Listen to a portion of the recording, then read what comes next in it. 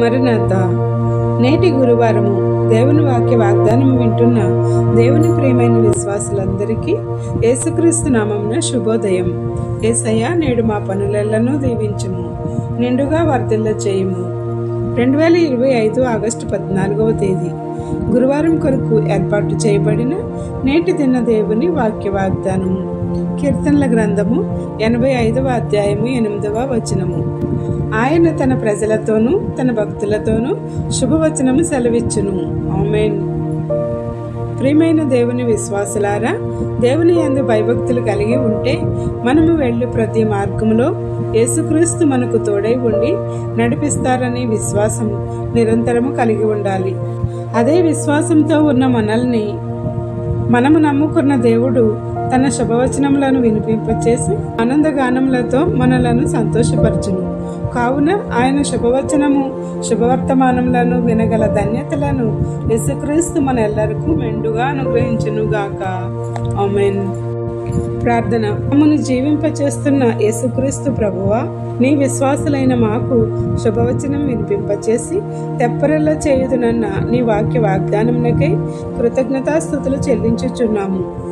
ఉదయం లేచినది మొదలుకొని ఏ వార్తలు మేము వినవలసి వస్తుందోనని ఆందోళన చెందుతూ ఉంటాము. అట్టివి మా దరి చేరకుండా నీ శుభవచనమును శుభవార్తను మాకు వినిపింపచేసి నీపైనే ఆధారపడి నిరీక్షణతో నిలబడగల శక్తిని మా ఎల్లరికూ దయచేయము.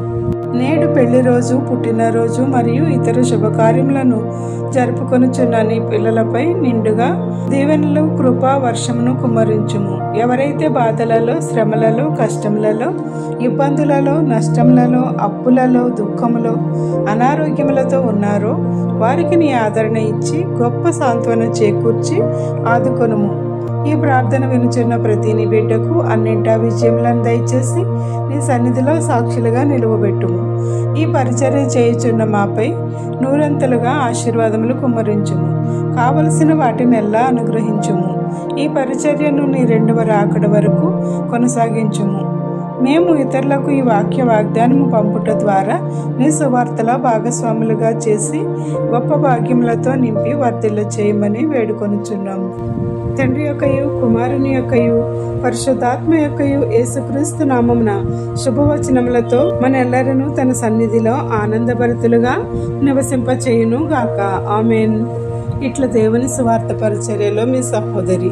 Praise the Lord. God bless you. అందరికీ మరణాత.